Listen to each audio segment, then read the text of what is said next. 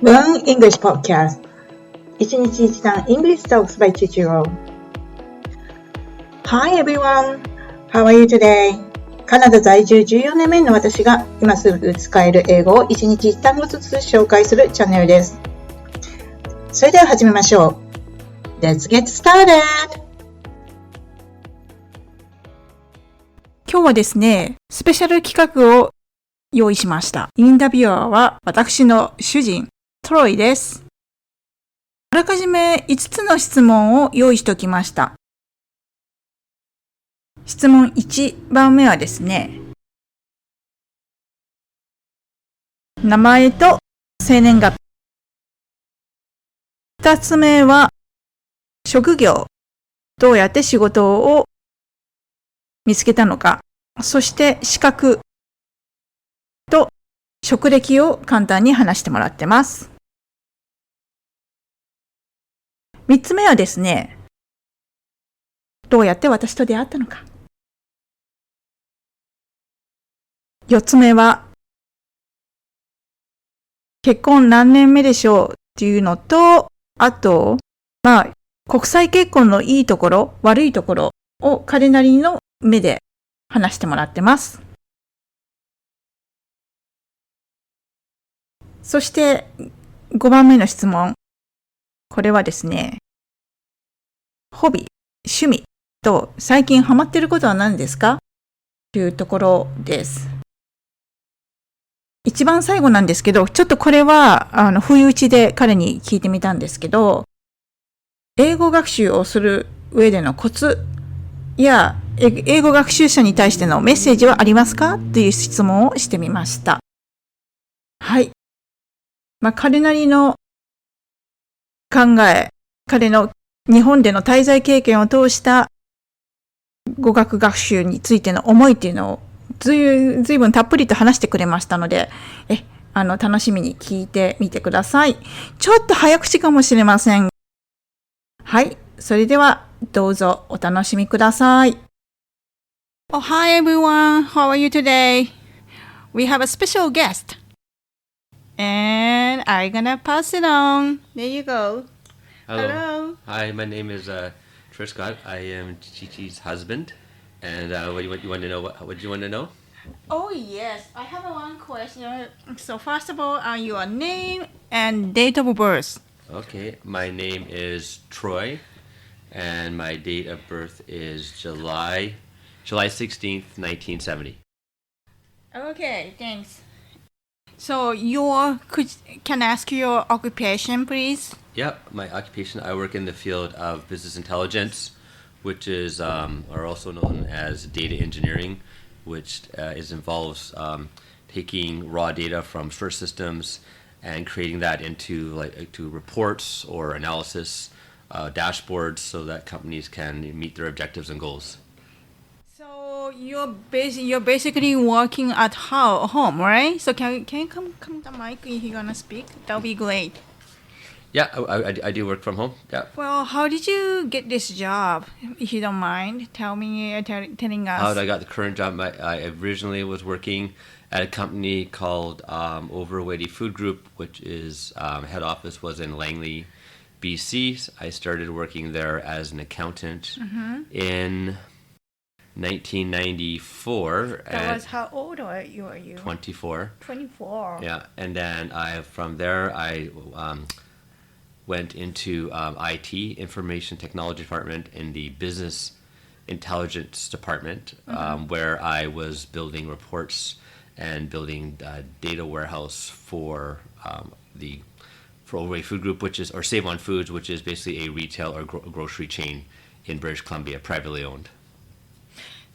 So that's the headquarters in Langley, right? That's the head office. It's the main head office. Yeah.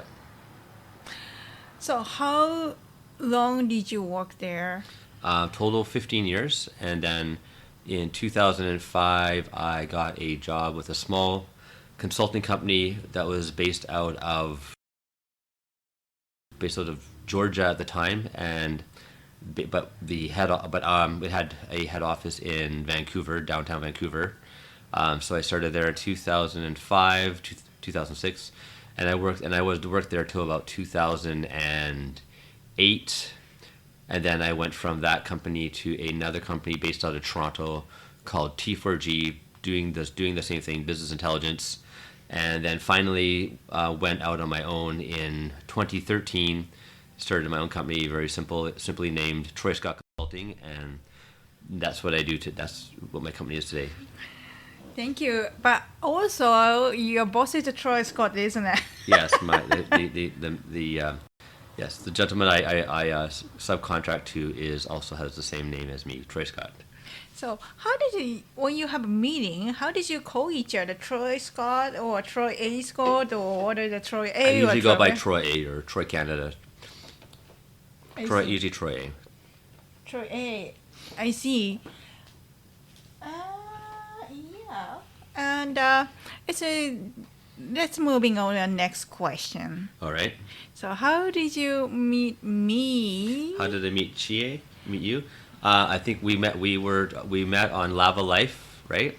Mm-hmm. In 2009, I think we're first chatting online, and then we made a date at the Granville Room. I think it was the Granville Room on Granville. I think it's called the Granville Room on Granville Street. And, and then we went there first, and then after the Granville Room, we went to the White Spot and had apple pie and ice cream. Right? That was a really sweet date. I still remember it. Me too. Mm-hmm. Yeah, unfortunately, the White Spot is gone, right? Yeah, that was actually Georgia Granville. It was close to Georgia. No, just no, one. Oh, BD. Was it BD? I think so. It used to be. Now it's Terrace Building headquarters. Yeah, it's a right? Terrace Building. Yeah, Terrace Building, which is very beautiful garden now. But it used to be such a lovely White Spot restaurant that time. Yeah, right? yeah, it was pretty good. Yeah, and well, I remember when I had a date with you, and also you helped me a lot of homework. I did help you with your homework. I think I wrote some of your papers. Also, I remember I couldn't speak English well. I used to use a machine like a translator. You did have a little translator, yeah. That's what I did. Yeah. Yeah. Yeah. Uh-oh, I lost my question. Hold on. All right. Oh yeah, where's my question went? I lost it. Okay, so how long have you been married? How long have we been married? Yeah. We have been married almost 11 years, but almost will be 12 in October. Yeah.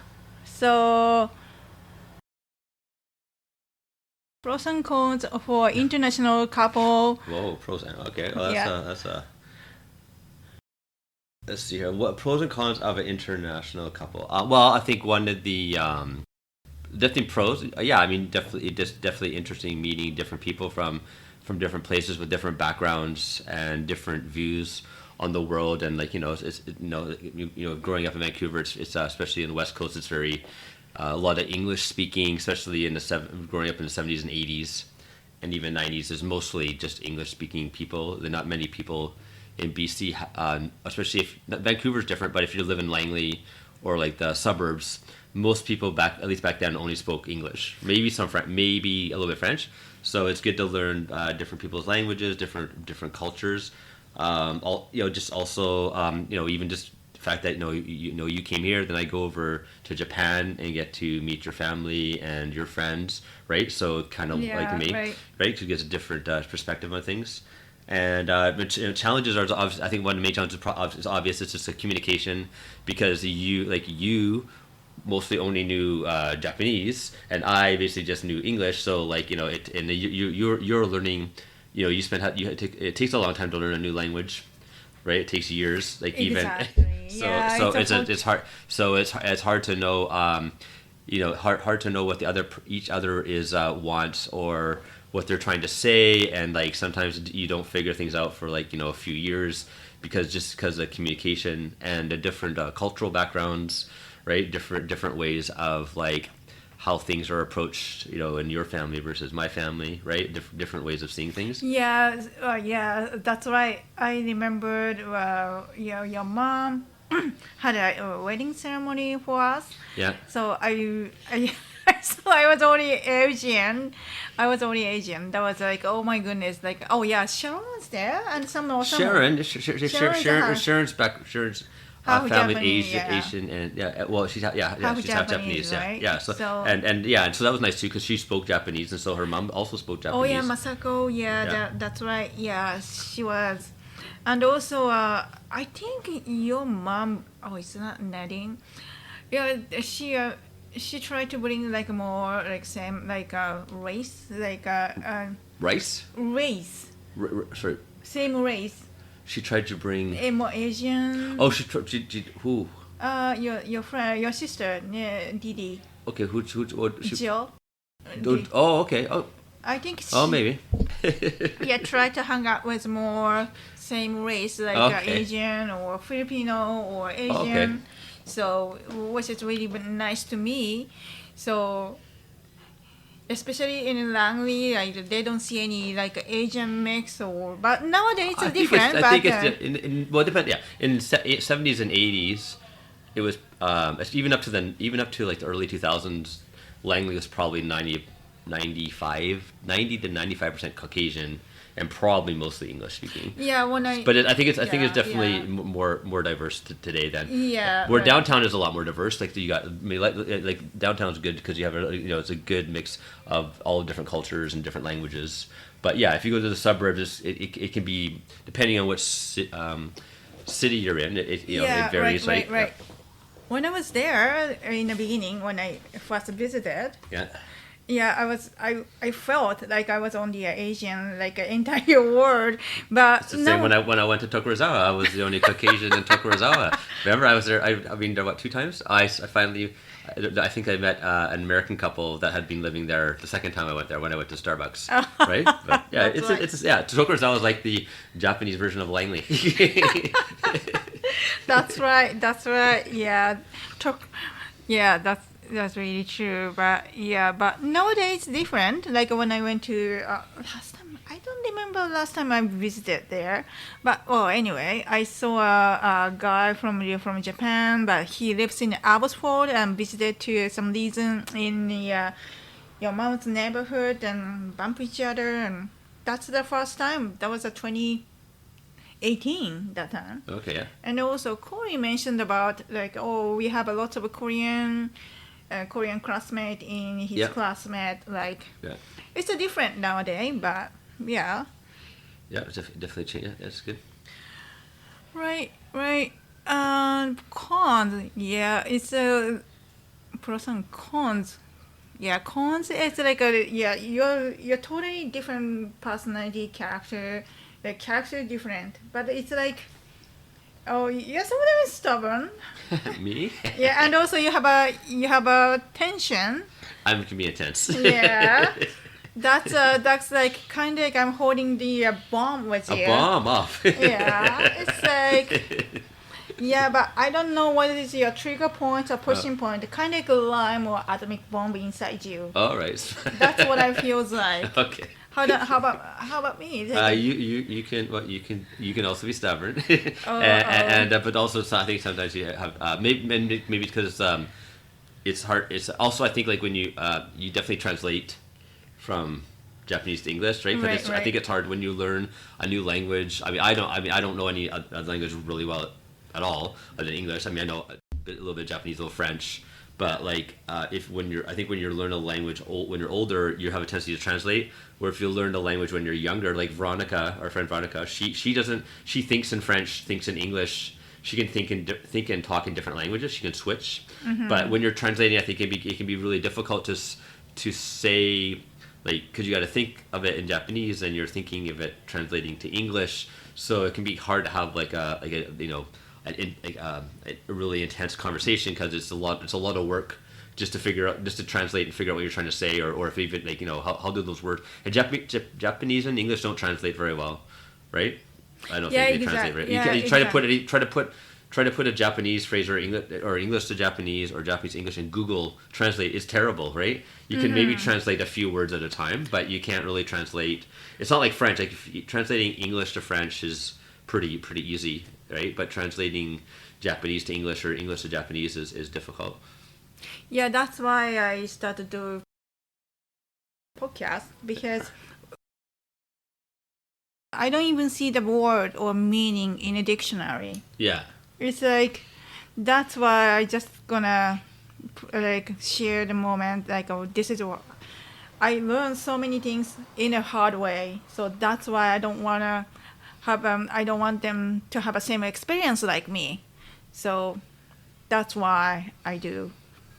Yeah, that's a good point. So and finally, it is the last question.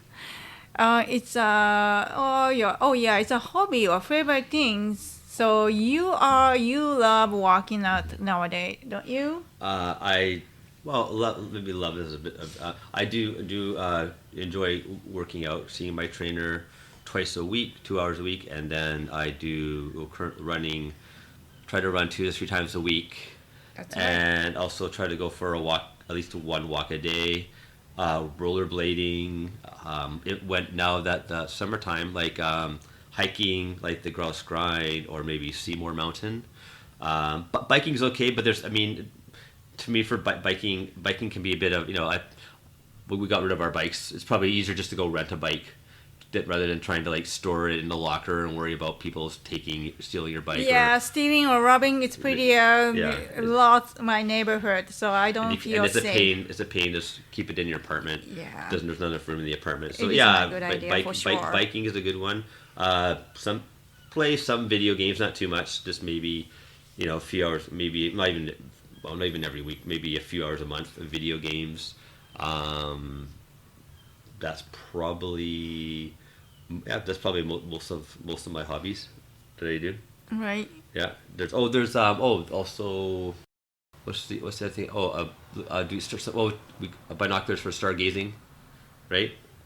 Right. And I went golfing.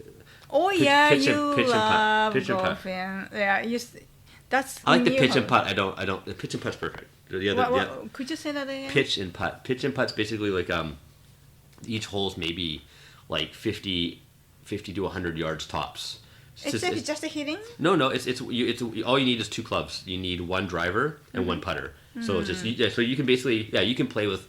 The great thing is you don't need a bag or anything. You basically have like 2. You literally have 2 clubs. You have one for so basically it's one swing off the tee. Hopefully get it on the green or close to the green in one swing, maybe 2. And then hopefully get into the get into a hole and maybe another 2 to 3 swings after that, right? So you did at the Stanley Park, right? Yeah, Stanley Park pitch and putt. So it's like if you're gonna go, do we have to book the appointment first? Or? No, best time to go is like 2 o'clock or 3 o'clock on Monday to Friday is the best time to go. Oh, it's a weekday rather than weekend. You can go anytime, but the best time is during like working hours during like if you went at 2:30 on like a Wednesday afternoon, you could just walk on and there wouldn't be any lineup. It'd be pretty slow. It's a pitch. Pitch.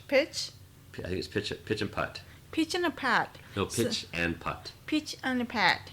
Putt. Pitch and putt. Yeah. So does anything else is available for the other park except like a Stanley Park, or it's like it's the only one downtown.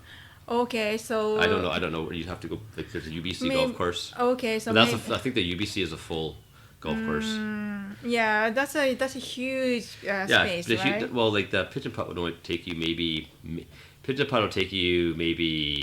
an hour and a half to 2 hours, 2.5 tops.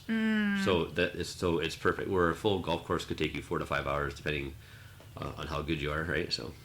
Yeah, if you come to Vancouver in the summertime, you can enjoy the nature and it's a lot of fun, right? Yeah, like the birds and.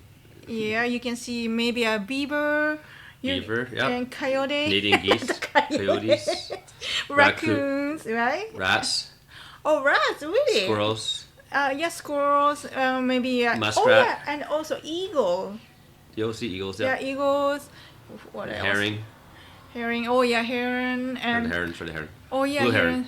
Yeah, and also, oh yeah, we can see maybe a deer. No. I haven't seen a deer downtown. I don't. Maybe I haven't. I don't know if there's. I don't know. There might. I don't think there's any deer in Stanley Park. I've never seen a deer in Stanley Park. Okay. Well.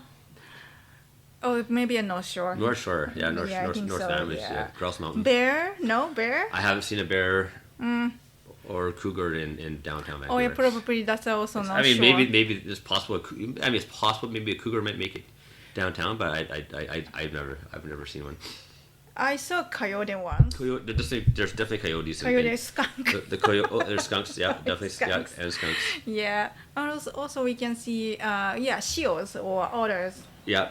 And even killer whales if you're. Ochres. Yeah, you can see. And I think even killer whales and maybe I don't know if maybe dolphins. I'm not sure. You definitely see. There's definitely sightings of killer whales in English Bay in that area. Yeah, right. I saw otters, seals several times when I was walking by Chichiroll. Yeah. Definitely, yeah. If you have a chance, you can see that, right? Yeah. Yeah, it's yeah. I think does that cover everything for today? Is that pretty much? So if you have any message for English learner, so what are you gonna say, or do you have any message? Message. Oh, for like for English learning learner, English. yes. Oh, okay. I mean, I'm not sure. Like, what would you, I mean? Yeah, I think you. I think it. I mean, obviously you got to start with basic vocabulary first and some key phrases. But I mean, I think it's like any language. Like you got to learn the grammar and you don't have to know the rules like 100%, but you need to understand sentence structure to some degree, right? It doesn't have to be 100%, right? But you need to understand the subject, object, nouns, verbs, right? And pronouns, that type of stuff. Like it's important, and like even words like the and like even and don't overuse. I remember when you took your English, for some reason they told you to use transition words. Don't use too many transition words, right? Like in summary, as a matter of fact, that's not. It's just sounds weird in casual conversation. And if you're writing maybe a paper or essay, yeah, you might want to use a transition. It's a written. If you're English, writing, right? yeah, if you're writing like writing English. but even in a letter to someone, you're not going to go like in conclusion at the end of your letter or in summary. No one uses that day to day. I don't know why they told you. That's probably a Toastmasters. Was that okay? Well, if you're doing like like if you're talking to inform, right? Like if you're talking about a subject or informing people of something, yeah, you might want to use those type. But like general conversation, you're not going to do like in conclusion or in summary or how or like however or furthermore, like that. It just sounds weird, right? Yeah. And it's the best thing when you're learning is to keep brevity is best. Like keep the sentences short and simple, right? It's better. It's better to have like use concise, short, simple sentences. Then try to do like if you start running on and talking on and on, it's just it's going to be difficult, right? So it's better to keep short and simple sentences when you're starting out. That's why you try to be at least 5-6 words and making kind of like maybe you learn some key verbs like obviously learning like you're counting like numbers and like different objects, obviously like chair or desk or drink, water, beer.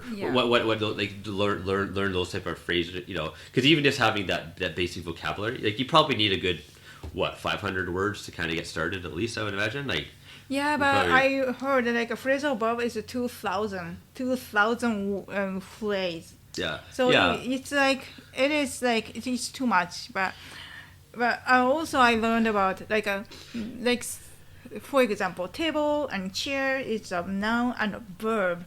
So verb is like for example, this table verb is an action, right? Yeah, action. Yeah, But like, the yeah. people. Walking. Yes, it's not no. Like chair, it's like a dealing. Chair is a noun. Yeah, chair is a noun, Object. but we have a verb as well. Like we are dealing with the meeting. Oh, you could chair a meeting. Yeah, right. Yeah, but chair a meet. But if you chair a meeting, that's not same as a chair because chair Yeah, is an actual chair. Yeah. Chairing a meeting means you're running the meeting. Yeah, right. Yeah. It's So yeah, nice. so we Let's have say lots. We have lots of words meaning. that Yeah. seriously. Yeah, yes. Chair can be, but it's more like your chair. You can be the chair for the meeting, or you can be chairing a meeting, right? Yeah, But I'm chairing a meeting, Yeah. or I chaired at a meeting. yeah, Right? yeah, Right? It's yeah. like- You have to have when like any language. I think you have to have context. Right. So yeah. Yeah, so many things to explore and learn something new. Yeah. So that's what I'm trying to do as a podcast. That's my main purpose of it. Okay. So, Yeah, that makes sense. Yeah. So I recently recorded for a book. My booking and book is like not reading the book, actual book, and also book is a booking like a reservation, right? Yeah. So people don't know about it. I didn't know when I came to Vancouver. That's why I Yeah. just share so many ways to use the words like a different way and more expanding more phrases. So I really want them to more being confident to speak up and no like embarrassment or shyness. So just to give some information to it. Yeah. So that's what I'm going to Yeah, do. no, it'll for that type of stuff. It'll definitely take a long time to. So you're starting with conversational. When you're starting any language, conversational is probably the best way. So you can just have general conversation. Like if you need to go to the restaurant and order food, or you need to ask for directions. That's this simple conversational. But even that can take a while to learn.